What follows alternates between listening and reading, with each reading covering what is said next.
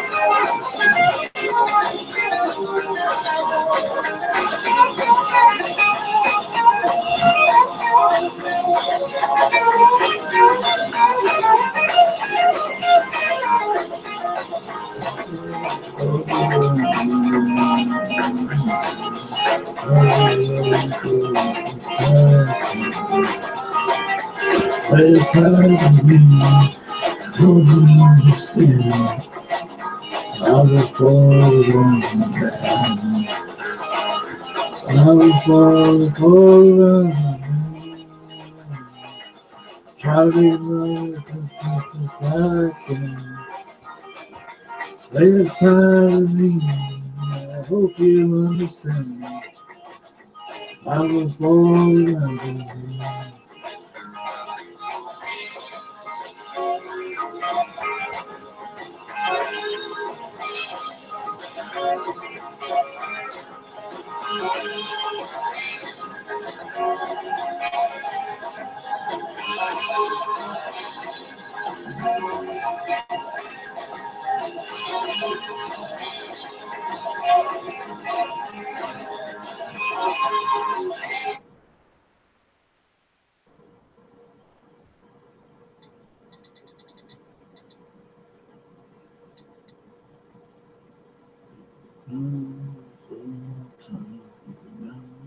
for a very long time, people run.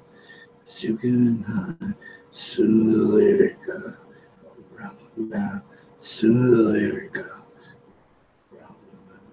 go tell them long time lie, go tell the midnight rider. Back fire, tell me God's gonna come down, tell me God's gonna come down. Each island.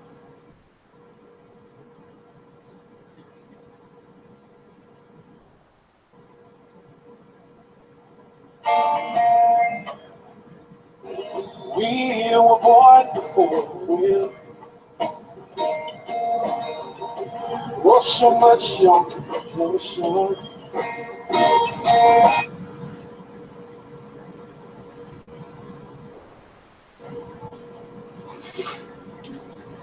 The Big Interview with Dan Rather. All new episode with special guest GREGG ALLMAN. It's Woodstock that everyone remembers, but 4 years later, in 1973, the Summer Jam at Watkins Glen, New York, broke the world record for the largest audience at a pop festival with over 600,000 attendees. And it was only three groups: the band, the Grateful Dead, and the Allman Brothers.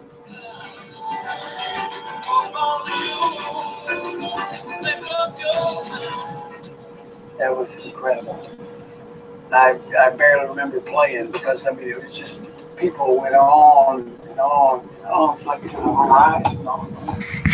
And of course, coming in, they flew us in the helicopters and they fly around the whole place so we'd get a real good look. So if you didn't have butterflies before you came, you're sure to have them there. Well, I'm interested in that.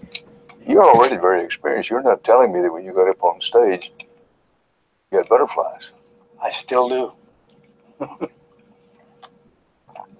Stage fright has been, I think a lot of entertainers have it. They just won't admit it, you know.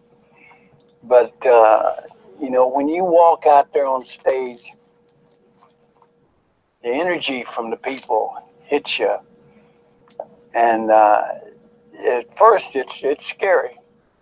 It's a strange thing going out on stage because I've walked out on stage before with an abscessed tooth. And as soon as you get out there, it goes away.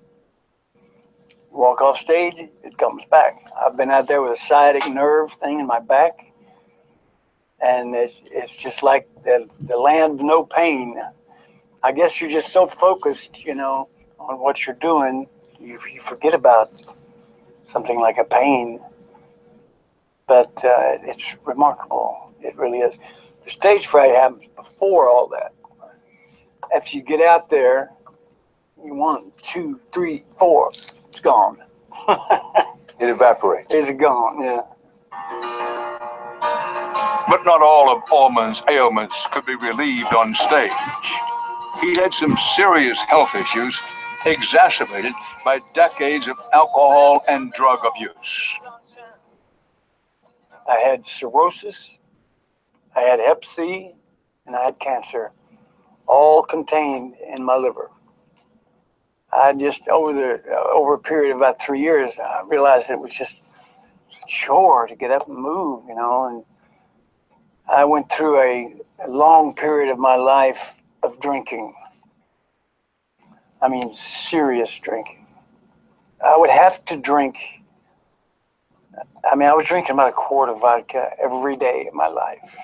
Wow. And if I didn't, I would get the delirium tremors, the DTs. I mean, you'd have bugs crawling all over you. And I mean, just stuff just out of this world. I mean, just from withdrawing from alcohol. I mean, it's some diabolical stuff to some people. Depends on your body chemistry. But I didn't know how to stop. I went to 14 rehabs. 14 rehabs. But I didn't go to 15. The last one I went to was in my house. I hired a male nurse to come in, and I kicked heroin, cocaine, alcohol, cigarettes, and that's about enough. I did away with all of them.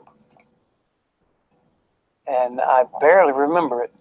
I remember it was a rough time.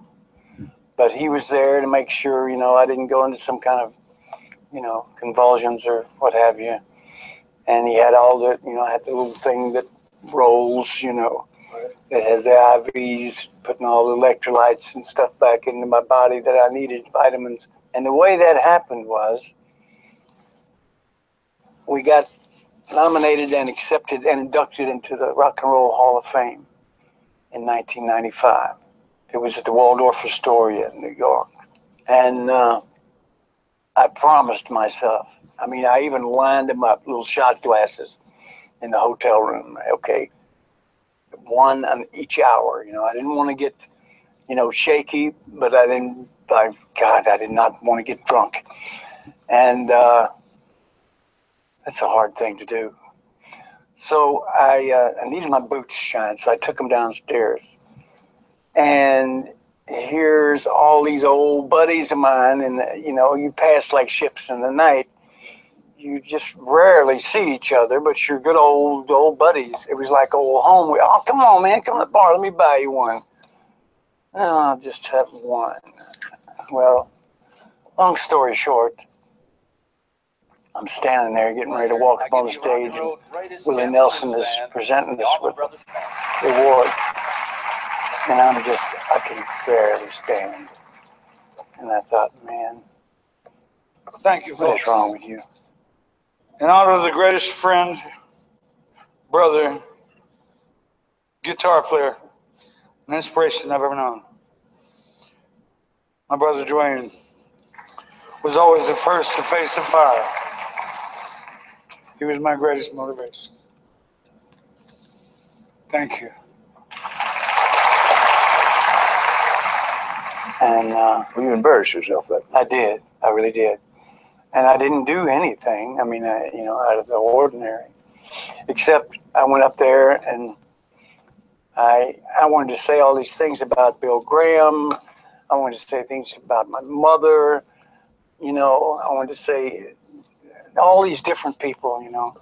And I just got up there and I was afraid I was going to fall down. And Willie even said to me, he says, man, are you all right? I said, well, Willie, I'm not all right. I'm not.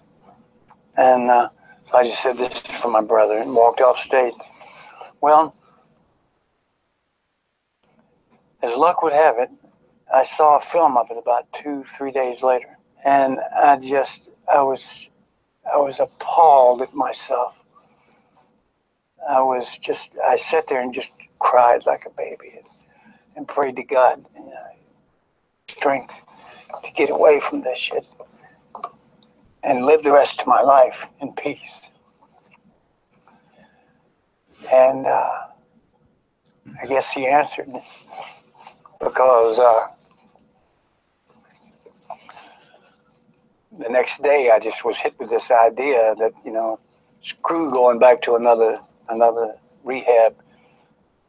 I just got a male nurse to come in who had, you know, worked at rehab, knew all about it, and just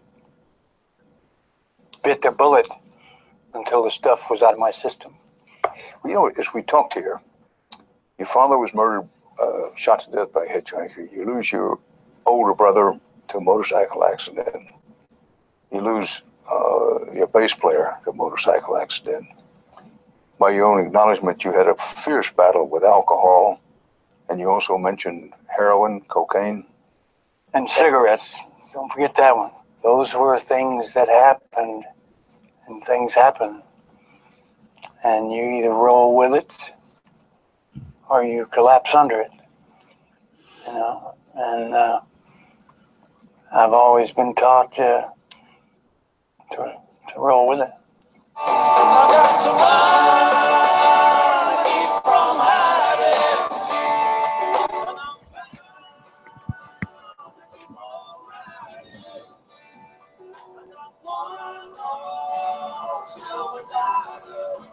Watch the full episode with special guest Greg Allman on an all-new The Big Interview with Dan Rather. Premieres Tuesday, November 3rd at 8 p.m. Eastern. Only Shout out to Access TV. Sleepy interview with Dan Rather. Greg Allman. Just watching it, I mean, that little interview you guys are saying, it was very, like, it just blew my mind how Greg Allman, how he done.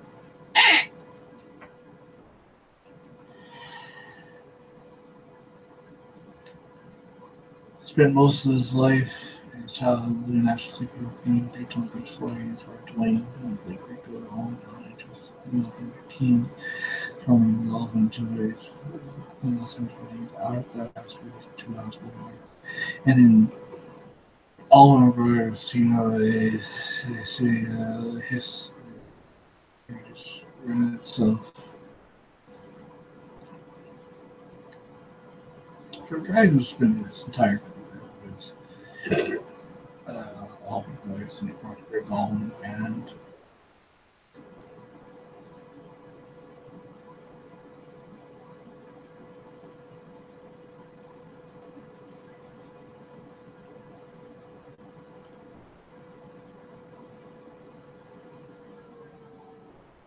even his final years,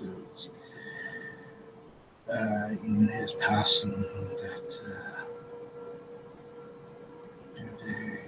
my health expenses of the diet was joint and blood started to that's all there's no conditions. Last month, 2015, signing series of medical fans at Las Vegas, and doctor's orders. 1 month later, it was May 2017, passed away. I was, yeah, I think people all said it best. But he gets old during his time.